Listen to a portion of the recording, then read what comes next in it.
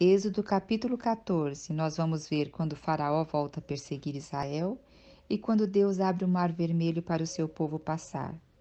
Então, aqui no início, Deus está falando para Moisés: Moisés, eu quero que vocês retrocedam e acampem de frente ao mar, que é o mar vermelho.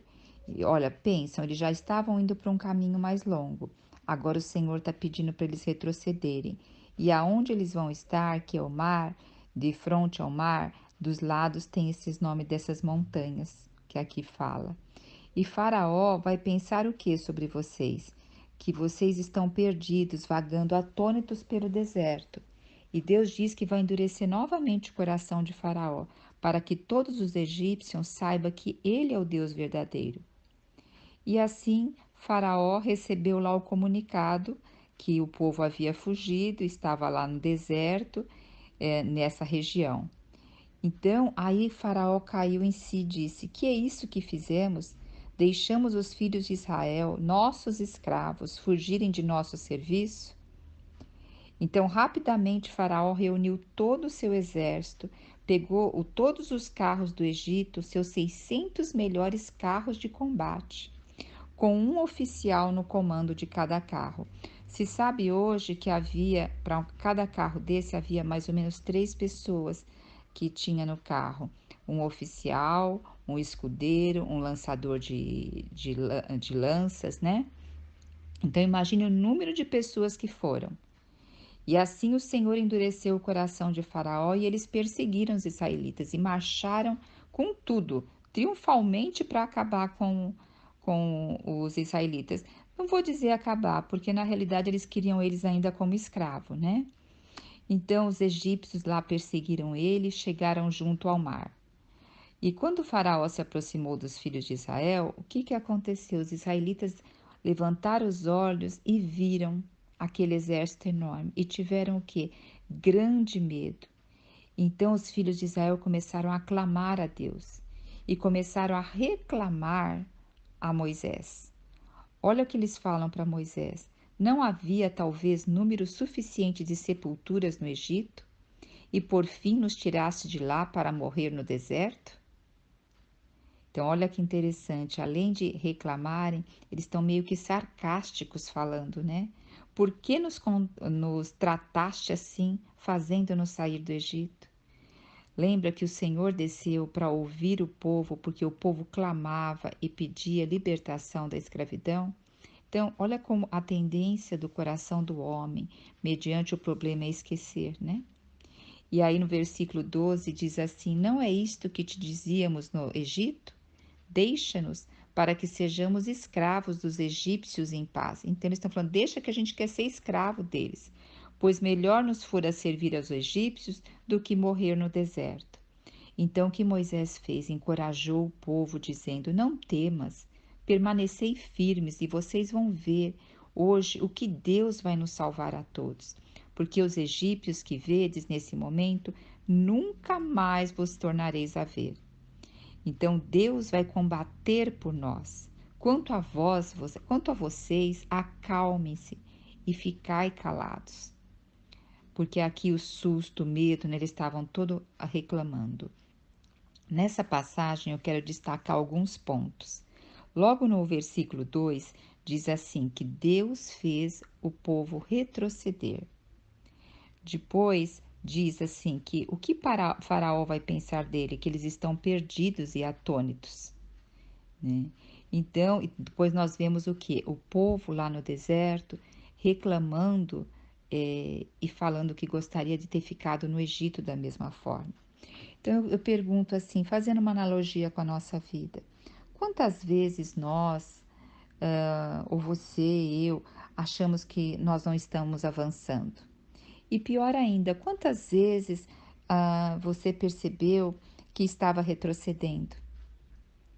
E você já se viu entre um mar na tua frente, montanhas ao teu lado e os inimigos atrás? Nós vamos ver depois a libertação que o Senhor dá, né? Mas o que fazemos mediante isso? Nós vamos desesperar, nós vamos reclamar, murmurar e dizer: por que que Deus permitiu isso? Por que Deus fez isso comigo?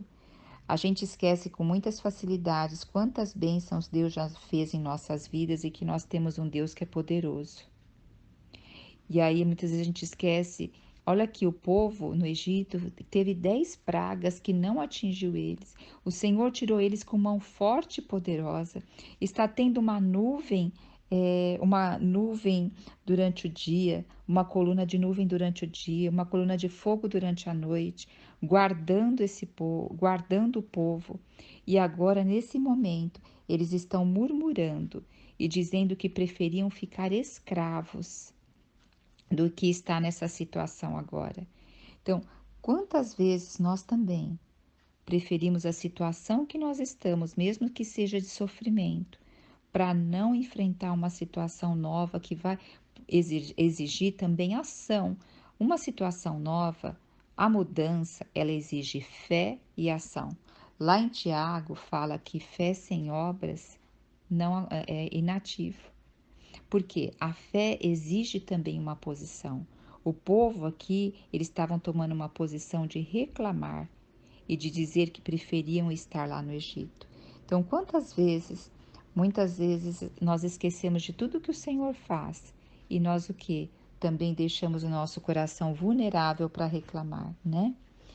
E mais um detalhe que eu queria destacar aqui. Faraó vai a pensar acerca deles, que eles estão perdidos e vagando.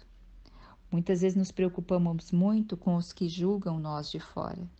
O que eles vão pensar, o que eles vão falar. E o que nós devemos fazer nisso? É nos apegar a Deus. Saber o quê? Que Deus está na frente de tudo. Não ficar preocupado com o que as pessoas pensam, mas sim, se nós estamos fazendo a vontade de Deus aqui na terra, nós temos que ficar preocupado com o que Deus pensa a respeito de nós e não com o que as pessoas pensam a respeito de nós.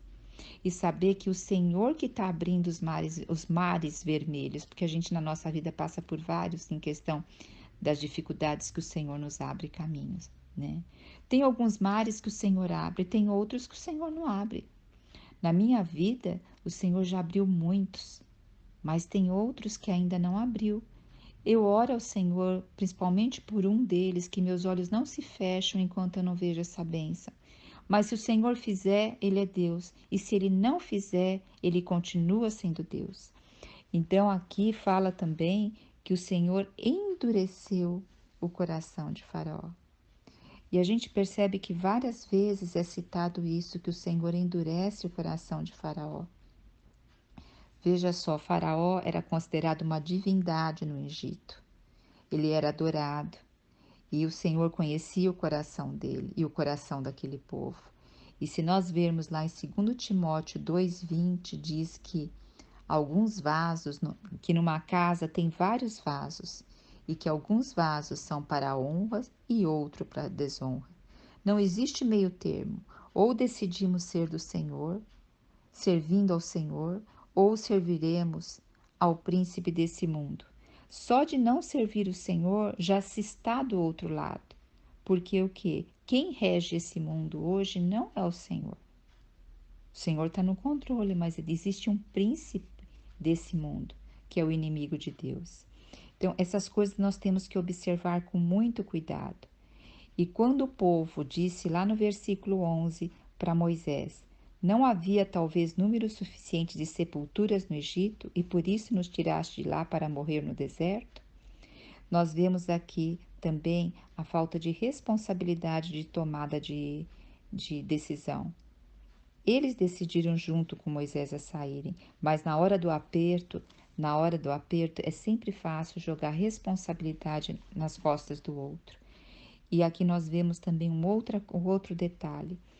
Como eu já até citei, muitas vezes preferimos ficar no sofrimento do que enfrentar um vale para passar por um outro lado. Preferimos ficar inconformados, reclamando, murmurando, mas ficar naquele ambiente, naquela circunstância.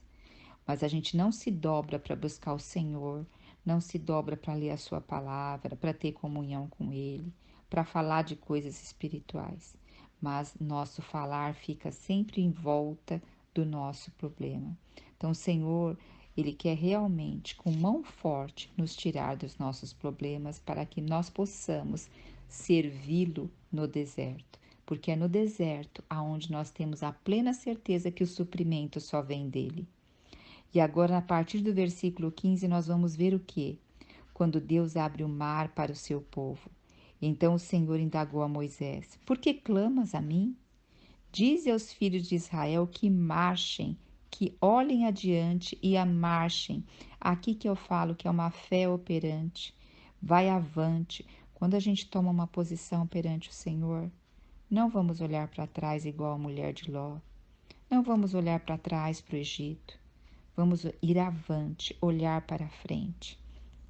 E o Senhor diz no versículo 16: E tu, Moisés, levanta o teu cajado, estende a mão sobre o mar e divide-os, para que os filhos de Israel atravessem o mar, caminhando sobre o chão seco. Então, levanta o teu cajado. Hoje nós temos a palavra de Deus, que é autoridade, na nossa mão, que ela nos dá força. E nós somos vasos. Então, dentro desse vaso, nós temos que ter quem? O Senhor. Então, vamos levantar o que o Senhor diz. Então, levanta o teu cajado, estende a mão sobre o mar, estende a mão hoje sobre os seus problemas. E clame ao Senhor no aspecto de declarar a palavra dele. E saiba que o Senhor está à frente. O Senhor está à frente. E aqui diz que os israelitas, para atravessar o mar, caminhando sobre o chão seco, não tinha nem assim, como se diz, barro, lodo, o chão estava seco. E aí o que aconteceu? O Senhor abriu o mar e o povo de Israel caminhou ali, caminhou. Mas antes disso, o que aconteceu? O anjo de Deus que ia diante do exército de Israel, o que que ele fez? Ele ia adiante. Ele retirou-se e passou para trás deles. Também a coluna de nuvem retirou-se de diante deles e se pôs para trás.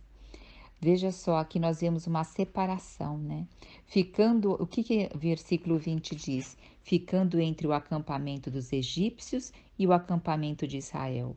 A nuvem era tenebrosa do lado dos egípcios, mas iluminava a noite mas iluminava a noite do lado dos israelitas.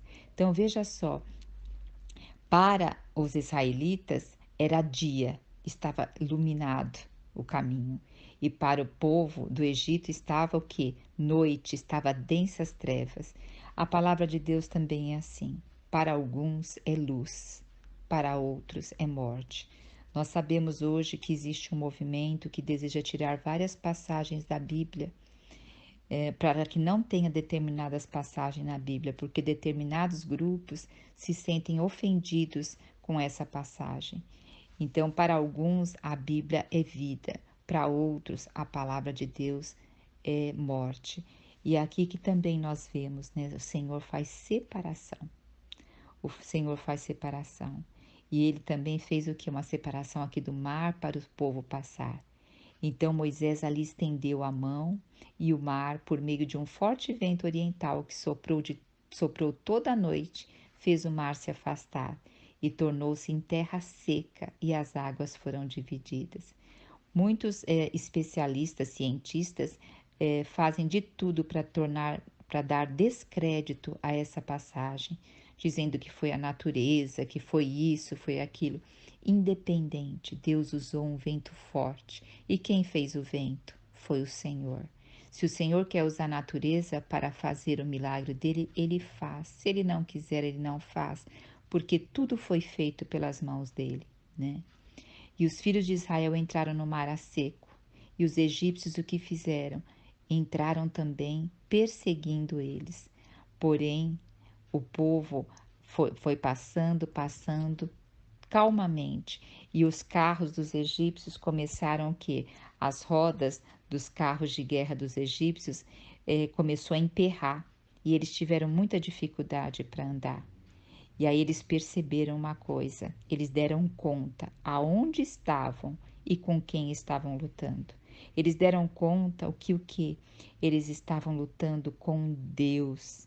E eles dizem aqui no versículo 25: Fujamos da presença de Israel, porque Deus combate a favor deles contra o Egito. Lembre-se, o nosso Deus é um Deus de guerra. Ele é que combate por nós. Lembrem-se, a vingança pertence ao Senhor. Nós devemos orar pelos nossos inimigos. Quem faz a guerra por nós é o Senhor. Então, depois, o que Moisés fez, estendeu a mão sobre o mar e o que? As águas voltaram e cobriram todos os egípcios e todos os exércitos e cavaleiros ali que estavam.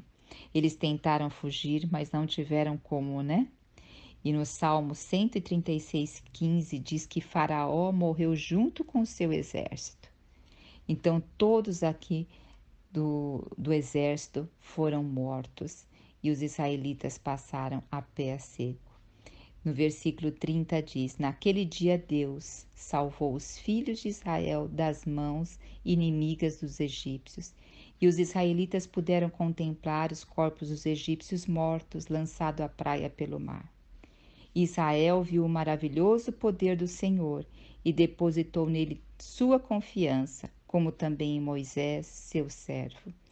Então, nós vemos também lá em Salmo várias passagens falando sobre a passagem do Mar Vermelho do povo de Israel e glorificando a Deus. Que nós possamos sempre lembrar em nossas vidas que quem luta por nós é o Senhor. Quem abre os mares vermelhos é o Senhor. E se Ele não abrir, Ele vai nos dar outro caminho. Lembra de Ana?